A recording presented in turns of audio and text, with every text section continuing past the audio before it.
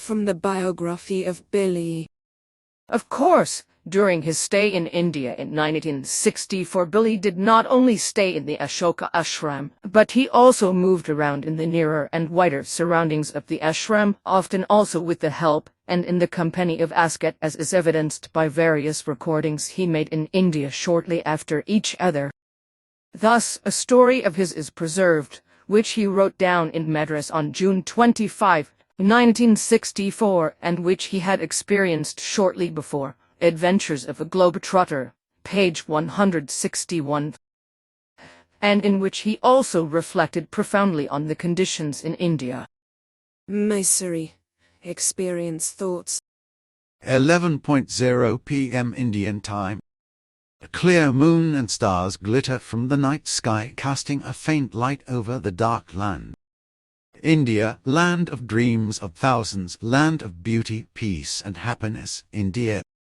But what does the harsh reality look like in this land that is a dreamland of many thousands, the land of 1,000 wonders? Together with Miss Rogers, the boss of the animal's friend, we roll along the Gurgoan Road to Mehrauli, chatting comfortably in our little animal's friend Fiat vehicle.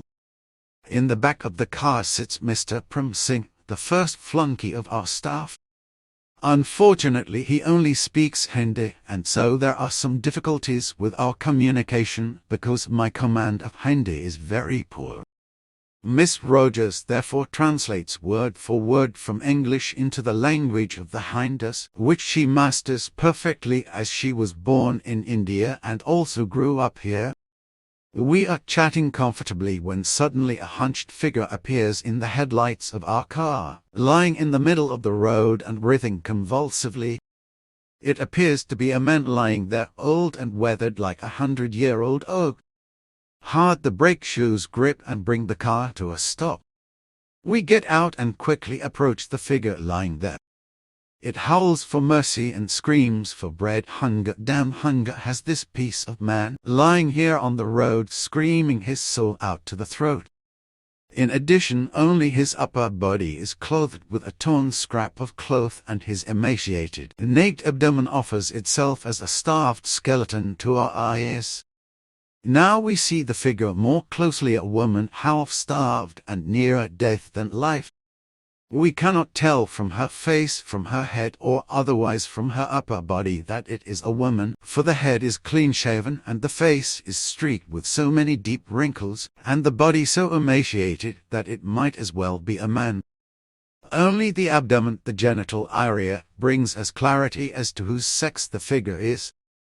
Silently, without saying a word or asking a question, together we take the half-starved woman to the car and gently bid her down in the back seat.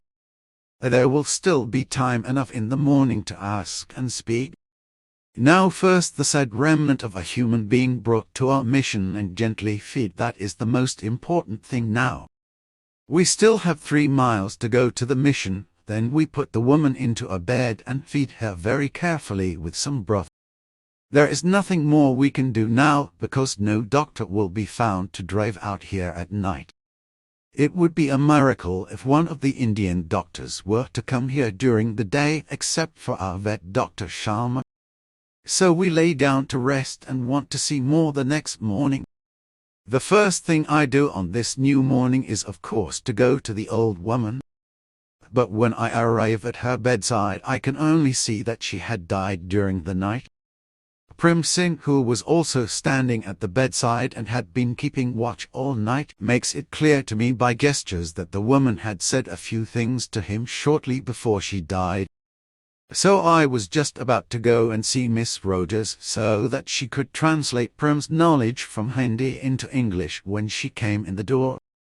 A quick glance was enough for her to see what had happened.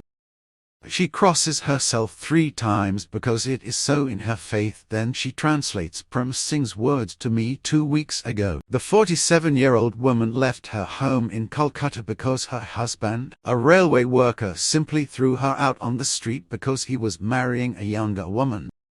Since then, the woman, who had been disowned by her husband, wandered around India and eventually came here by car, stopped 1,200 miles away. The previous night she collapsed from hunger on the Gurgoan Road, where we found her half dead.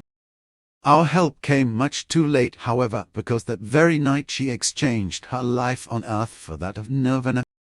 Unfortunately, this is not just a single case of this kind, because we have already seen people gathered on the streets under similar circumstances who died of hunger or illness shortly afterwards.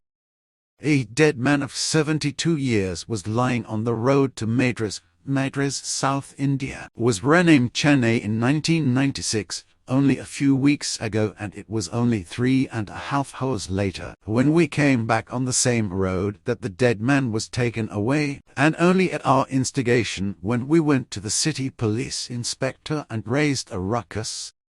India, the land of 1,000 wonders, and for many thousands the land of dreams. But what does the reality look like? Ugly, brutal, inhuman. The bulk of the masses are absolutely not interested in their neighbors, even more terrible than in civilized countries. But why that? Does it have the same motives as the civilized people? No, in India it is faith, religion. The bulk of the masses have mostly only one point of interest: religion, Sanskrit. With many people, the horizon of consciousness reaches just to the partial knowledge of Sanskrit religion, and then their whole science blocks. They are not able to tear themselves out of the monotony of their daily life and take even the slightest interest in their neighbor. So one can die and croak quietly beside the other without anyone taking any notice. India, the land of religions, where many religious believers are not friendly to other religious believers. Thus a Christian Indian said to me, every single religion may with a quiet conscience be put into a certain catchword, which reveals the special characteristic of each of the individual religions. To give an example, take Buddhism, which may be described as follows. In the case of this kind of religion, it may be safely asserted that the phrase, "I take care only of yourself," is the most apt designation. Concerning the Sikh religion, he explained to me, in the religion of the Sikh, the appellation is excellently applicable: kill your neighbor if you can gain an advantage for yourself by doing so. The members of this sect are also the only ones allowed, without any license, to carry several weapons, such as a large knife as well as a handgun, while anyone who does not belong to this sect is inevitably shipped off to the nearest jail if a large knife or handgun is found on him or her. The Parsis have been called necrophiliacs by Buddhists, Hindus and Christians because, according to Parsi custom, bodies are thrown into the Tower of Silence instead of being buried or cremated. By Sikhs, Christians, Parsis and Buddhists, Hindus have been called fanatics and idolaters, to say the least. So it goes on and on, religion by religion, and the one religionists call the other religionists names. However, all the above has nothing to do with those people who are real human beings and are also very numerous in India, people who really strive to be human. These are people who live true humanity not according to the religions of India, but out of their own realization of the creative truth. And they are people who do not rail against those of other faiths. People such as exist not only in India but in all other countries of the world and among all faiths.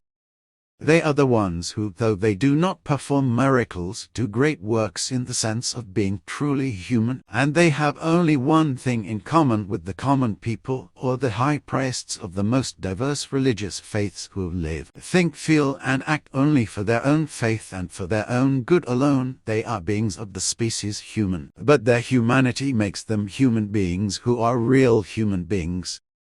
They live, work and die for their humanity because they know above all about truth about life and about the creative laws and commandments which they strive to fulfill.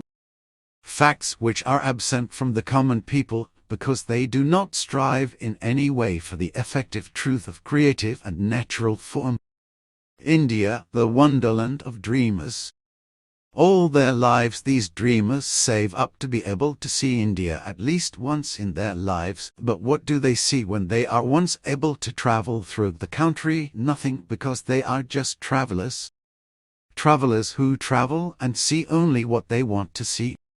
And what the government doesn't want them to see, they won't see because they are just tourists, travelers.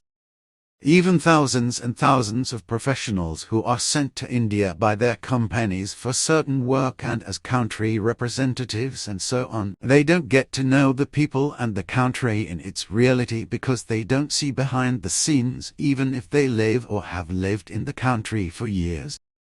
But why is that? Quite simply, they all can never get out of their skin and feel like an Indian or Indian among Indians. So they will always be strangers in the country, even if they have lived in the country for 100 years, but not directly with the people. Those, however, who feel themselves to be Indians and can live in the direct sphere of the natives and thus see behind the scenes, these keep silent and let the dreamers dream. They let them dream because they would only be accused of being liars or, to put it mildly, simply of untruthfulness because of their words. And when the dreamers then see the country and find nothing of what they have been told and explained, then the narrator is already convicted as a liar. But in this they do not consider that it is entirely their own fault, for they are and remain in the country only travelers, strangers, even if they have worked there for years. Add to this the foreign advertising and sensationalism of all the countries. Thus piece upon piece falls into place, and the real connoisseur of the country is accused of being a liar, although he speaks the full truth. Now I myself have lived in India for a long time, not as a common laborer, not as a high employee, nor as a traveler or tourist, for I have lived in India as an Indian. With the dirtiest and the lowest caste, I was as much at home as I was with the highest caste. Their life and their way of living I have known directly, and therefore I think I may form a free judgment. I know the noble doings of the upper caste as well as the dirty spoon and the plate of the very poor, staring with flies and other filth. But I also know the dirty, sore and torn hands of the poorest of the poor, who are treated like scum by the castes who believe themselves to be better. The poorest who have no other tool for eating than their hands, which are terribly disfigured by eczema and chapping. The dirt-stained hair of the poorest, in which potatoes are guaranteed to grow if any were planted in it, is as familiar to me as the frippery of the richest brats, who like to play big city lady, but do not consider that their horizons of consciousness are terribly close. But in this respect the like man is no exception, for he is counted among them. The exceptions, those who do not have only a hard stone for a head, these separate themselves and form a clan of their own, if not officially then nevertheless spiritually. This is the land of dreamers and the land of those who dream of it as a wonderland, because they do not know the hard and brutal reality and only move in layers where the hard reality is not obvious. The brutal reality is also not revealed by journalism, because the rule requires that journalists can only show things to which they have official access, while the effective reality is denied to them. But let us return to religion in the degenerated forms of Christianity and Islam, Buddhism, Judaism and Hinduism, and all the thousands of religious sects of all kinds that have arisen from them or from other sources. Such stubbornness and fanaticism prevail in some cases that even an ignorant monkey would run away if he saw them. For instance, an elderly Indian woman who is a Hindu, when I asked her why she was drinking the dirty water in which some water cows had just bathed and dropped their excrement, replied as follows: "Sir," she said, "sir, this water is not dirty, for it was a sacred cow that bathed in it."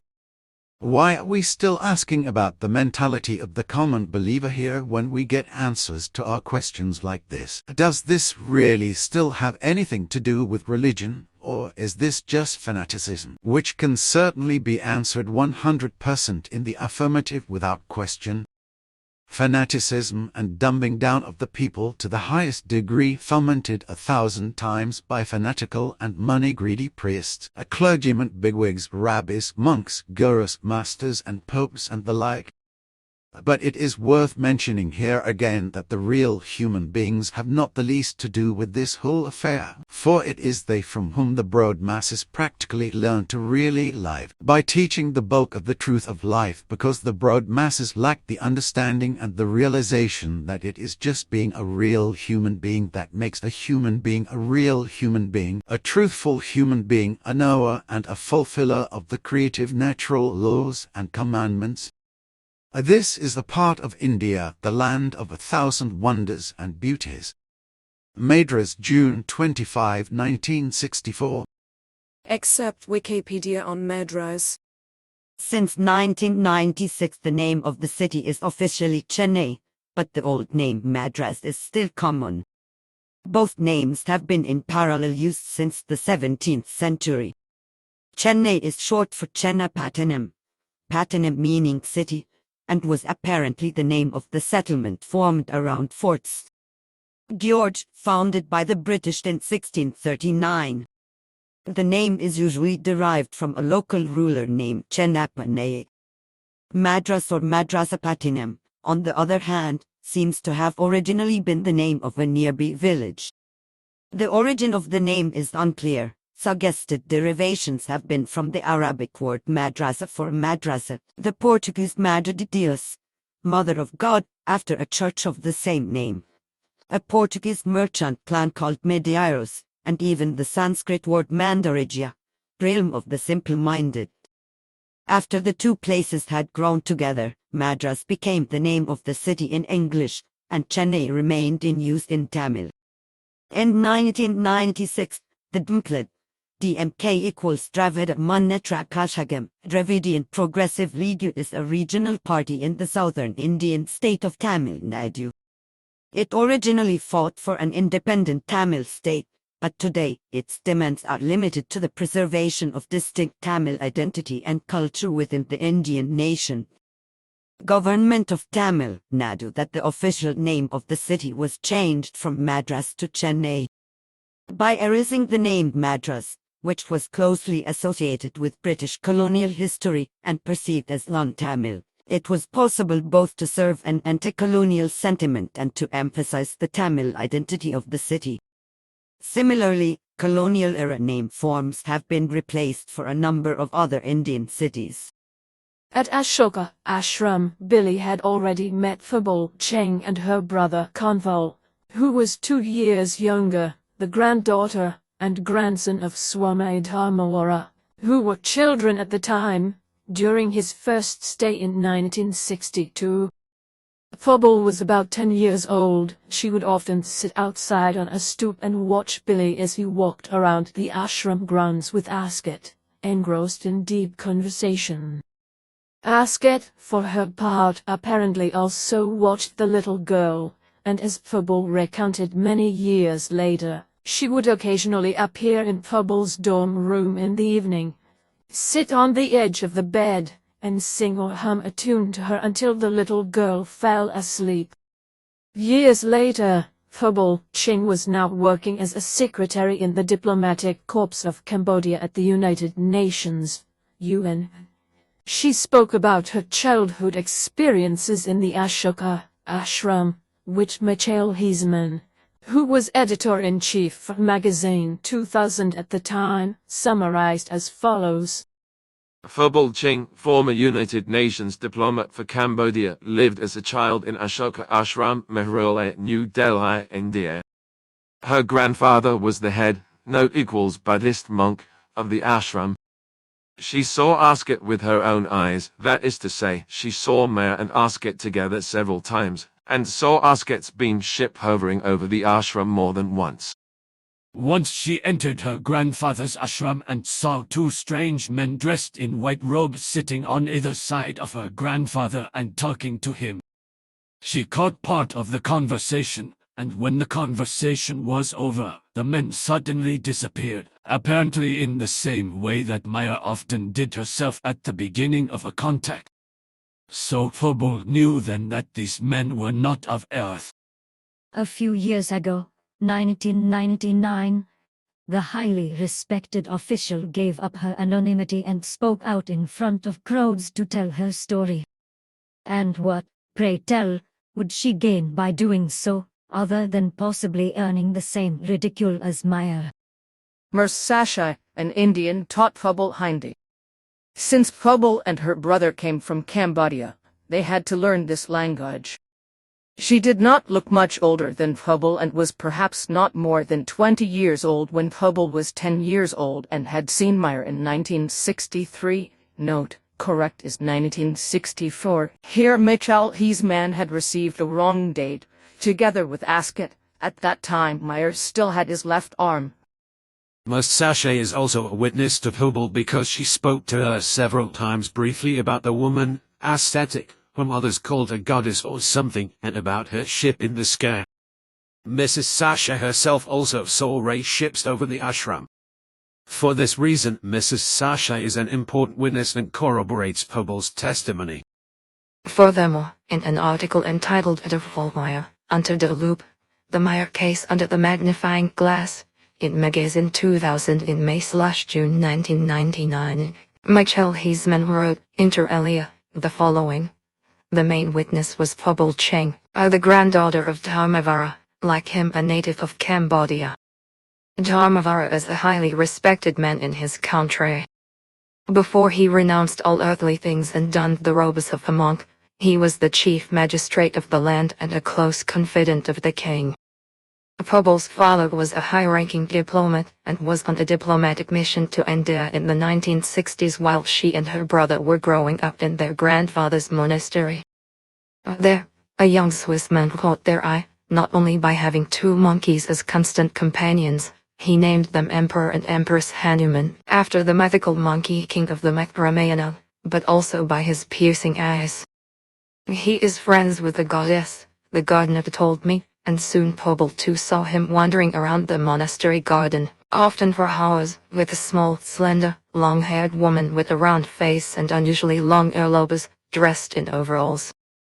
Dozens of witnesses saw him with the goddess from the stars, but no one dared approach her. In India they respect the supernatural. At the same time, the same and other witnesses saw the visitor's disc-shaped spaceship, as well as strangely maneuvering lights at night. A phenomenon which Billy photographed at the time.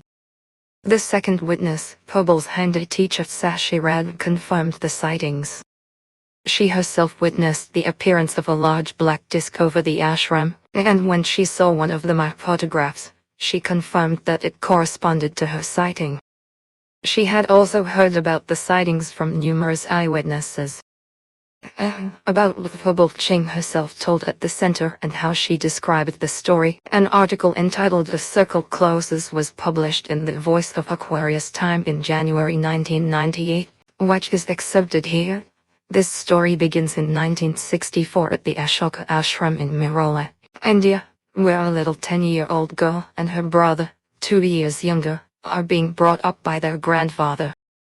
The girl, Prabal Cheng, is the granddaughter of the ashram director, Dharmavara, who is a Buddhist monk and a well-known meditation teacher. His ashram is visited by many people who sometimes live and study there for a while and then go on their way again, while others stay and find a task, as is the case in all places in this world. One of these visitors is a young Swiss man who is on a very special pilgrimage and who has come not only to be taught by the great meditation teacher, but also to prepare himself for a great task that awaits him in the not-too-distant future. This man's name is Edward Albert Meyer, and for some time he has been commonly called Billy. But let's get back to the little girl. Prabal likes to sit outside and watch people. Now and then she sees the Swiss, who is a veterinarian in the ashram, being visited by a young strange woman, with whom he is engrossed in conversation, walking about the ashram. Not only does Prabal see the young woman, but her brother and other residents also witness these visits, but no observer would think of approaching the woman when she appears. The two are not disturbed in their conversations either, as it simply registers that they are talking and walking, and that's where it stays. But the inhabitants of the ashram are curious, and so they not only find out that the young strange woman is the teacher of the Swiss, who makes no secret of it, but they also hear that she is called Asket, and they experience how she flies up in her spaceship and leaves again with him after her visits, and so they learn that Asket is an extraterrestrial and comes from a planet from another universe.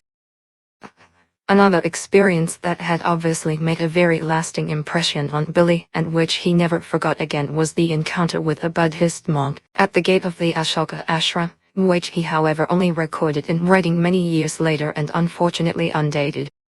From my life, thoughts. When I was still very young, barely out of my infancy, I stepped out into the great world and under the sin of life, driven by restlessness and wanderlust. Although I was very lively, agile, full of interest in everything and anything, I did not have a very warm blood that would have made me seedy and a hot temper. Nor did any germs of violent passions grow in me, but there were things hidden in me that strove for love, peace, freedom, harmony, knowledge and wisdom, as well as for great adventures, of which I then encountered not a few throughout my life. In the upbringing of my parents I had not been spoiled and thus found in their guidance just as good advice, directions and behavioral instructions as also through my fatherly friends Pastor Zimmerman, the Plearence Verhoff and the teachers Karl Greff and Gustav Lehmann in my hometown Bullock/CH. Thus I learned early on to pay great attention to all things, to respect life, people, animals and plants, to show them all due love and dignity and to be helpful to them. But from this also came the teaching and realization that not only must all that is good and sublime be appreciated, but that due consideration must be shown to people and all life. But the realization also went that among the simple people of my homeland, Switzerland, a certain sycophantic nature was just as unwelcome as flattery and dissimulation. So I acquired a trait that satisfied this fact, although I also had to learn how to cultivate a certain suppleness, which I needed when I moved in higher social circles. This behavior was especially required when I came into contact with strangers or when I moved in circles that ranged from the simple rich and aristocrats up to state powers and kings and emperors. Special conduct was required with despotic powers and states, for wrong conduct would inevitably have led to even great personal calamity.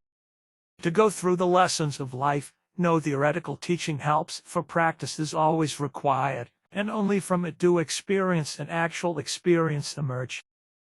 Nor can any success in worldly wisdom be attained by pure theory, for that too is all based on lived practice. Therefore, if one is not to run the risk of being considered a fool, then one must always do one's best in one's own experience.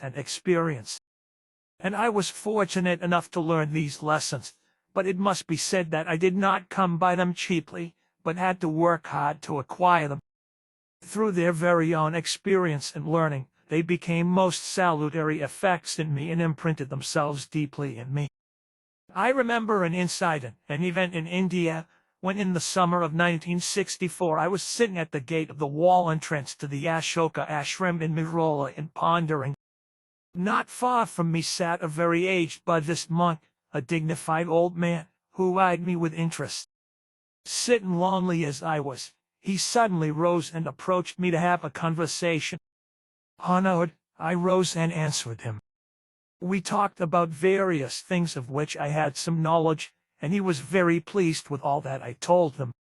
But then the moment came when we disagreed on certain religious matters, consequently he became more and more unfriendly and condescending.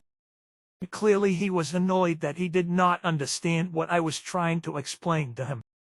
This led me foolishly to make side trips in the conversation and interweave different extremes, not being able to refrain from becoming a little vicious and sarcastic in the end. In the process, I finally let slip the gross imprudence of saying that even a monk did not possess absolute wisdom and consequently still had to learn. This caused the worthy man to look at me very seriously and, without another word, to go back to his place, where he sat down again on the stone on which he had been sitting before. But now he turned aside and did not dignify me with another glance. His behavior made me feel the full force of his reprimand, and I was so ashamed of my rash words that I begged the aged monk's pardon, but this did not detract from his condescension, and he spurned the apology. Shortly afterwards he rose with difficulty from his seat-stool and left the place, after which I never saw him again. Well, the whole thing was a hard lesson, proceeded from a careless imprudence in conversation.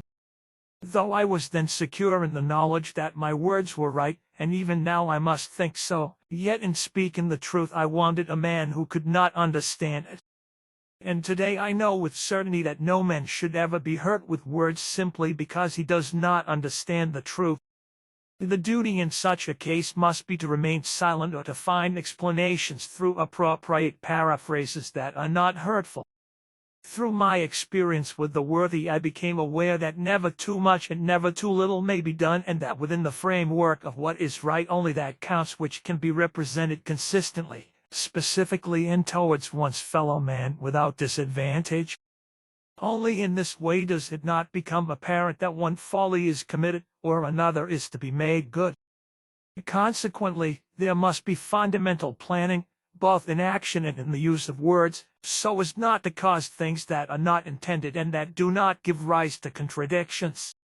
Thus both caution is required, but also no carelessness is to prevail and no too open word is to be spoken, because otherwise harm will result from it. Man should have such fine manners that he can move with them in every society and in all circles. But his conduct should not be artificial, otherwise the trust of people will be lost, no matter what social class they belong to. The teachings of life have also taught me that too much suppleness is extremely harmful, especially with regard to one's independence and dignity, but also with regard to one's fellow men, before whom one's reputation and respect are lost. Today I have come to old age myself, like the dignified monk in India, for the years have flown by, and now that I am old, have come to know people, and experience has opened my eyes and made me cautious. Perhaps I have learned the art of being able to give good advice to my fellow men. In old age one has no more useless time to waste, which one should also not do in the young and middle years and throughout one's life. Consequently, what still has to be done is to be done. Namely, to beckon to men the way to the teaching of life, so that they may learn, experience, and thereby become true human beings and attain love, peace, freedom, harmony, knowledge, and wisdom. And only when all these values become the human being's own, then he will also be a real human being. But to be human means to love one's neighbor as oneself, to get away from murder and manslaughter, from hatred, jealousy, capital punishment and war, as well as from all other evils, and also to respect one's fellow human being as a human being. Even the worst and most degenerate state powers, murderers and criminals of humanity, and so on, are human beings who deserve to be respected as human beings, even if they deserve the most severe punishments for their crimes and degenerations, which, however, must never be directed against life and limb. The punishment must be for crime, degeneracy, and so on, but it must be in accordance with true humanity and not end in hatred, revenge, and retaliation. Every human being has a right to his life, even if he himself kills and murders. Consequently, only punitive measures that protect life and limb may be taken and carried out, which also protect criminals from hatred, revenge, and retribution, but which bring them to just punishment through appropriate humane measures. Billy,